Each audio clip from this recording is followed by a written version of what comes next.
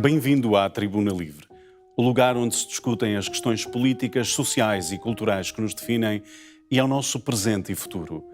Eu sou Henrique Freitas de Arriaga e o tema de hoje é o conflito israelo-árabe.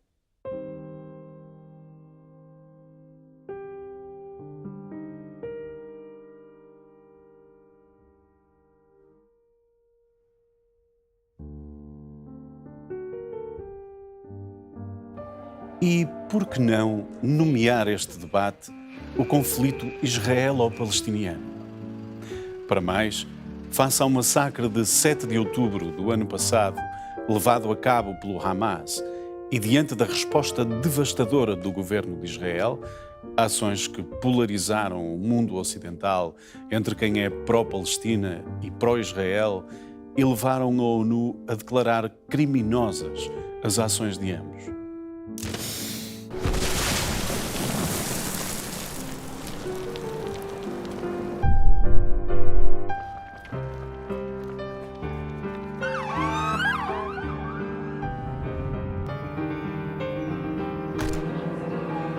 Porque o conflito israelo-palestiniano se insere no mais vasto conflito israelo-árabe e que, nos termos políticos em que hoje o concebemos, remonta ao século XIX e sobre o qual Ben-Gurion disse ser um conflito sem solução.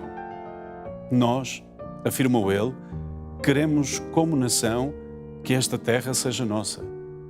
Os árabes, como nação, querem que esta terra seja deles.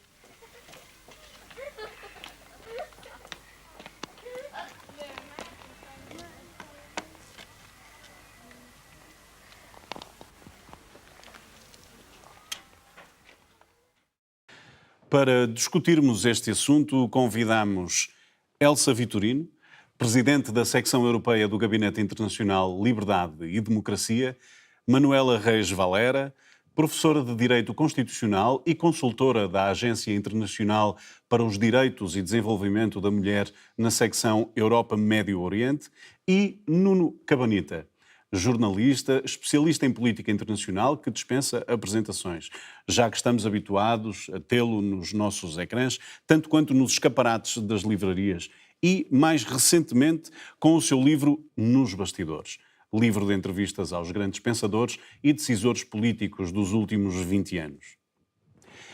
E comece por si, Manuela. Qual é a origem do conflito israelo-árabe? Muito obrigada pelo convite. Há um conjunto de circunstâncias que podem ajudar a explicar esse conflito. No fim do século XIX, com a decadência do Império Otomano, a hostilidade árabe com o Ocidente tornou-se mais visível. Ao mesmo tempo, a secularização do judaísmo colabora no renascimento da língua e da cultura judaicas. Isto é, quanto mais a fé regredia, mais a produção cultural aumentava. Isto no leste e nos territórios a que hoje chamamos Palestina. O sentimento de pertença a uma cultura judaica fortalece a ideia de nação judaica e gera o movimento sionista.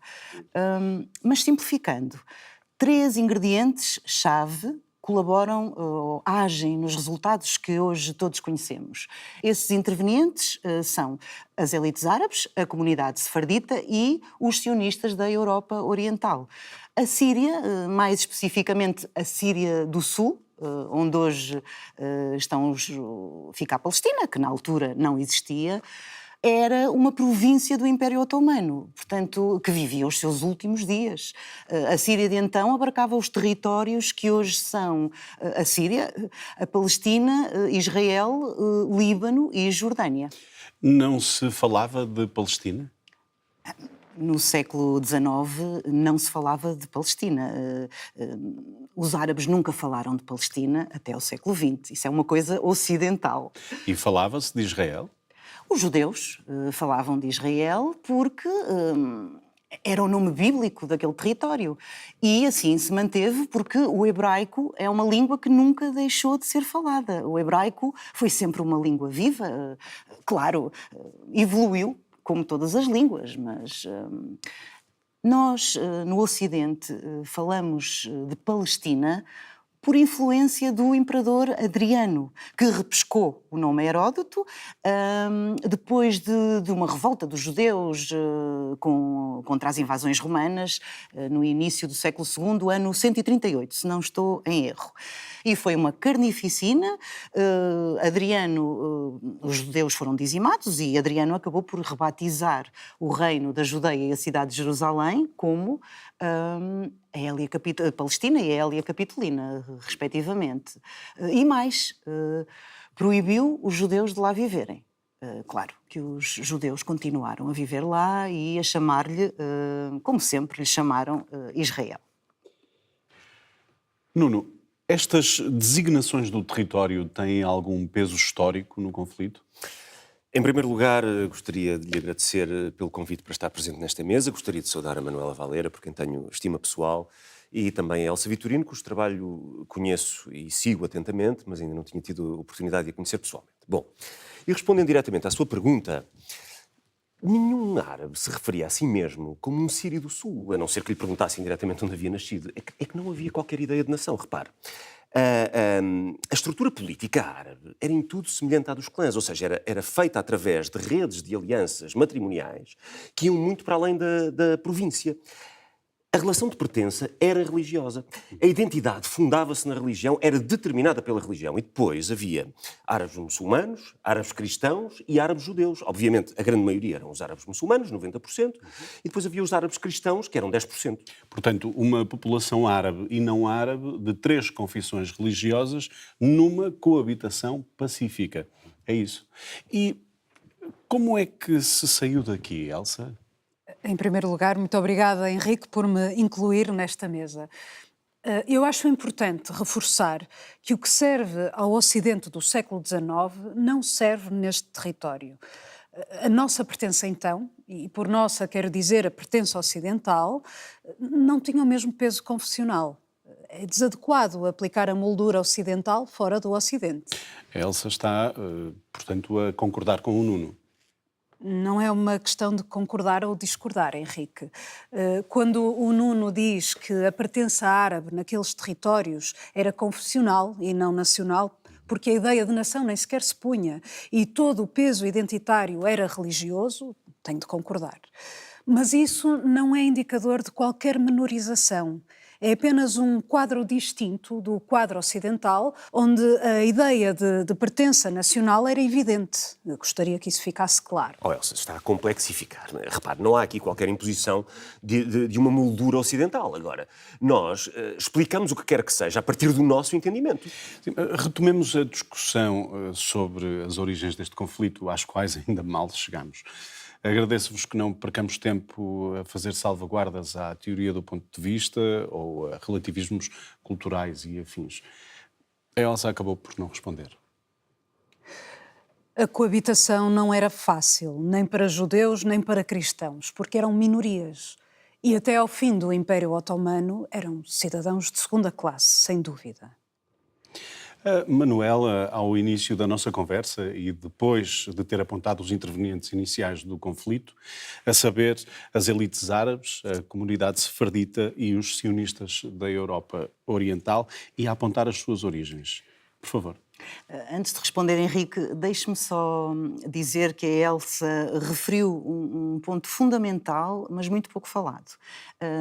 Os judeus e os cristãos eram cidadãos de segunda classe, mesmo legalmente. Não havia igualdade jurídica nestes territórios. Os muçulmanos tinham direitos que os judeus e os cristãos não tinham, apesar de pagarem um tributo que lhes garantia liberdade de culto. Aliás, foi só depois da Guerra da Crimeia que aos judeus e aos cristãos foi garantida igualdade de direitos. As origens do conflito, Manuela. Esta é uma circunstância que está na origem do conflito. A emancipação dos judeus desse jugo jurídico que os inferiorizava. Aliás, há autores que equiparam este estatuto jurídico inferior dos judeus e dos cristãos ao dos povos colonizados, falando-se então até de descolonização judaica, quando finalmente, depois da Guerra da Crimeia, tem a igualdade de direitos. E mesmo a gênese do sionismo é essa emancipação da condição de inferioridade, da igualdade jurídica que depois verte na igualdade de direito ao território. Já lá iremos.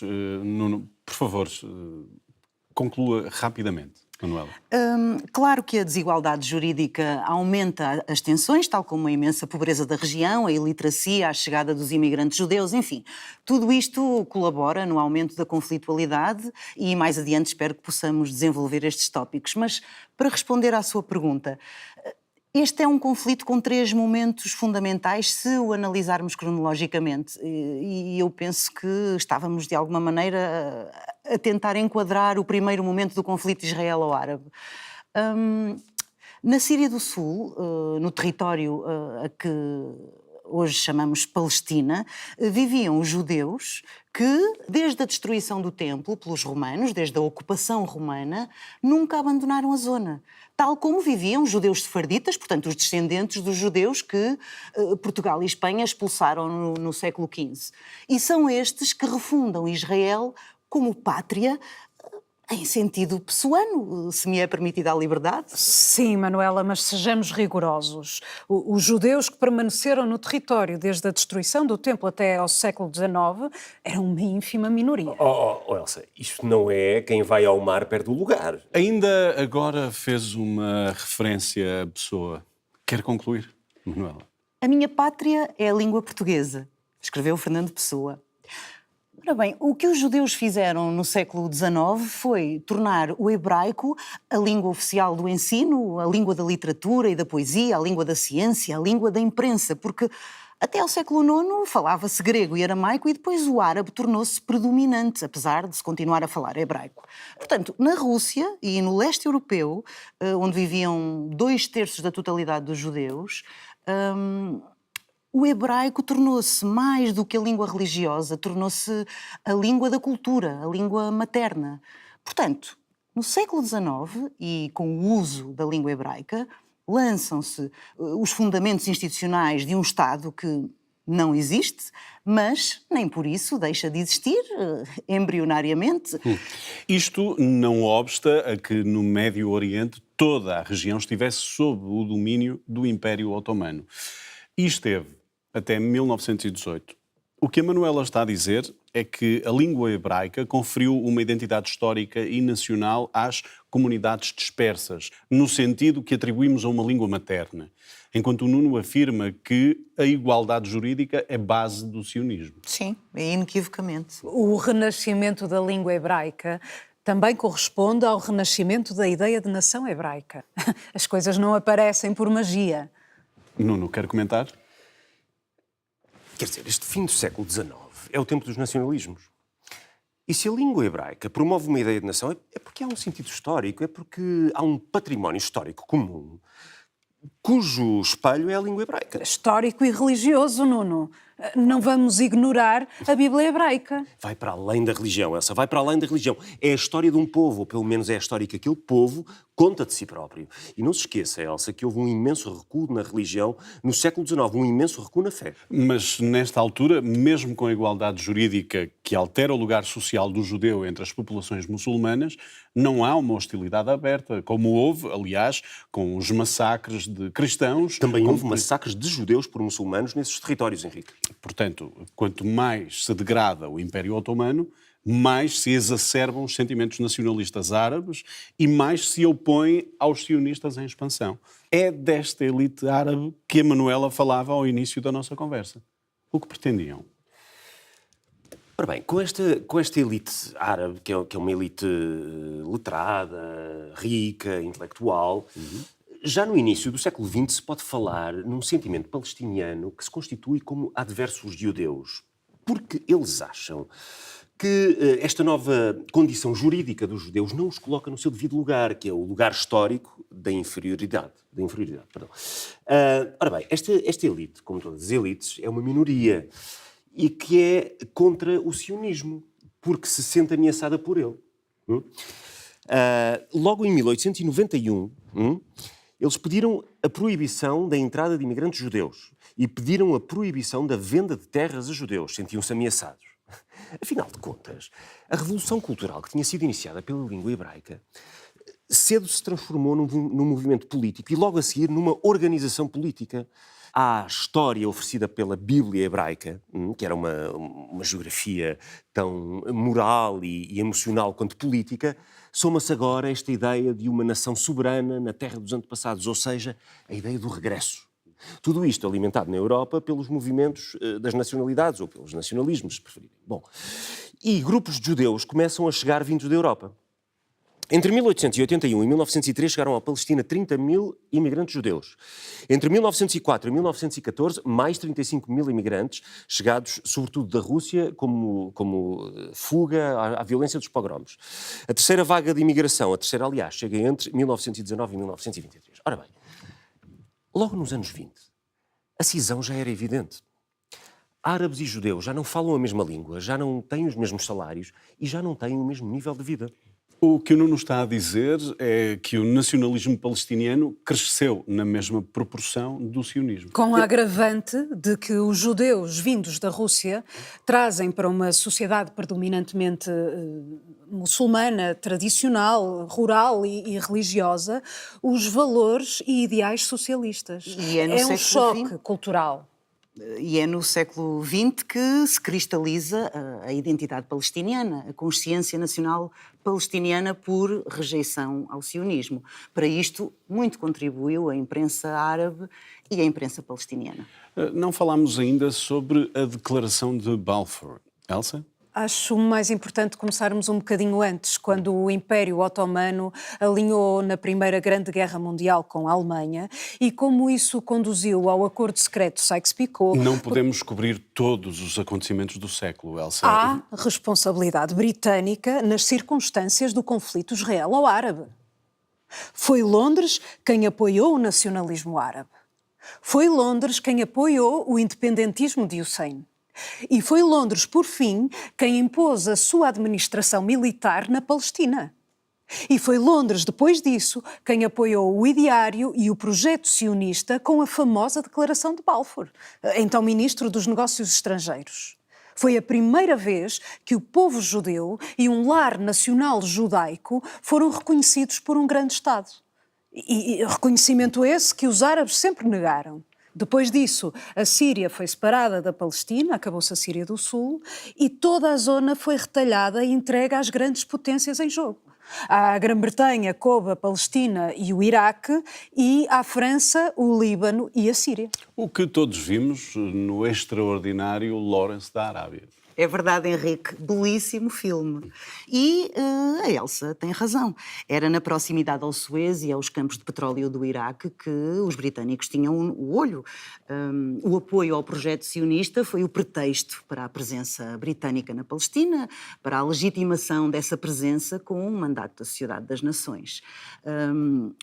Logo, em 1922, o 5º Congresso Palestiniano ratificou o Pacto Palestiniano, pelo qual não se aceitava nem o lar nacional judeu, nem a imigração judaica. Esta rejeição não teve qualquer efeito. Aliás, é durante os anos 20 que as instituições fundamentais de Israel são fundadas, desde a Segurança Social, à primeira universidade, sempre com a oposição árabe. Mesmo a revolta de 1936-39, a revolta árabe-palestiniana, é contida pelos ingleses. Desculpe-me interrompê-la, Manuela, mas Elsa, há pouco não disse que em 1937 os britânicos propuseram a solução dos 2 Estados no território e que isso foi recusado pelos árabes palestinianos. E também não referiu, e isto é importante para o conflito tal qual o entendemos hoje, que foi nos anos 20 que foi criada a Irmandade Muçulmana.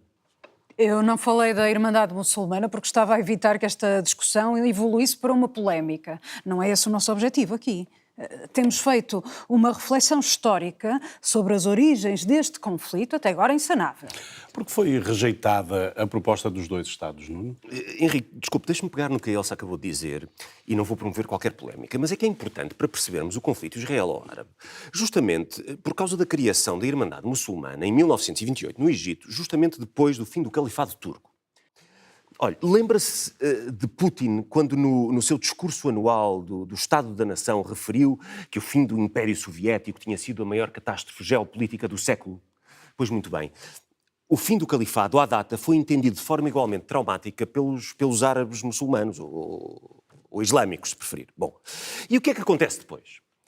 Acontece que a Amin al-Husseini percebe que organizar um movimento contra o sionismo não faz sentido, onde a ideia de nação também não faz sentido. Isto porquê? Porque este povo, que é um povo pobre, iletrado, rural, congrega-se à volta do Islão. E o que o Husseini faz é islamizar o conflito israelo-árabe. E é essa islamização que mais tarde o internacionaliza. E mais, é ele quem divulga os protocolos dos sábios de Sião, sabendo-os uma obra falsa. Ora bem, um conflito político negocia-se. Um conflito religioso é insanável.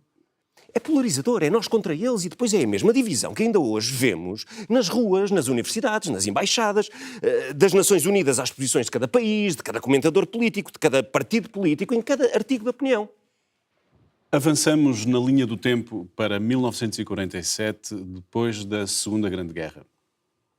Nesta altura, são propostos novamente os dois Estados pela ONU. Sim, de facto. Mas convém dizer que entre 1920 e 1947 a Palestina perdeu 70 mil quilómetros quadrados, porque em 1922 os britânicos separaram a Jordânia da Transjordânia. E entre 1947 até hoje a situação israelo-árabe é de conflito, mais ou menos sangrento, com guerras mais ou menos longas, ataques terroristas, ocupação de territórios. Não houve paz possível. Em 1967 houve. Israel dispôs-se a entregar território em troca de um acordo de paz. Não houve nem negociação, nem acordo. Nem haverá, porque os palestinianos jamais reconhecerão o Estado de Israel. Sobretudo depois do não a tudo da Liga Árabe. Os israelitas avançam com a progressiva ocupação de territórios, radicaliza-se o lado palestiniano, extremiza-se o lado de Israel que clama por territórios bíblicos. Manuela, concorda que não é possível uma negociação de paz? Não concordo. Eu acredito que a solução dos dois Estados é a melhor solução. Será preciso que dois países soberanos com direito à autodeterminação vejam satisfeitas as suas exigências de mútuo reconhecimento. É evidente a escalada de violência com a islamização do conflito por um lado e com a estratificação social por outro, mas será necessário abrir uma negociação e pensar no futuro. O que será de Israel sem o apoio norte-americano? Nuno, quer comentar? Quando um país ou uma população se apresenta exclusivamente como vítima de outro, está a desresponsabilizar-se da condução do seu próprio destino. Isso não é realista. A Palestina tem responsabilidade. Elsa, acredita numa solução de paz? Ao contrário do Nuno, eu penso que a Palestina, o povo palestiniano, árabe, muçulmano, islâmico, se preferir, é de facto a vítima. Vítima de um projeto expansionista de Israel e internamente vítima da radicalização. E uma presa fácil para o Irão. É uma situação de elevada conflitualidade para a qual eu não consigo antever um desfecho benigno. Para fecharmos a nossa conversa, a mesma pergunta para todos. Onde preferiam viver? Onde preferiam que os vossos filhos crescessem? Em Israel ou na Palestina? Em Israel. Manuela? Em Israel. De livre vontade jamais viveria fora de uma democracia laica, onde Estado e religião não estivessem separados. Nunca sujeitaria a minha filha ao patriarcado islâmico. Elsa? Considero a sua pergunta enviesada e uma quebra na urbanidade da nossa conversa. Lamento, mas não vou responder. Com certeza. Muito obrigado a todos. Obrigado e até à próxima Tribuna Livre.